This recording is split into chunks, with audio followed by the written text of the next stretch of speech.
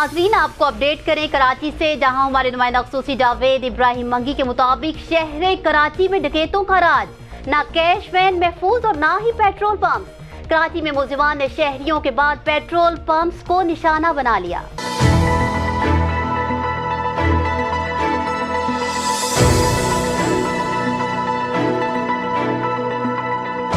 गुज़िश्ता 5 दिनों में 2 petrol pumps लूट लिए गए। वारदातों की CCTV footage BBC 11 headlines news ने हासिल कर ली है। फुटेज में देखा जा सकता है कि मुलजिमान की फायरिंग से पेट्रोल पंप में भगदड़ मच गई और शहरी अपनी मोटरसाइकिलें छोड़कर फरार हो गए।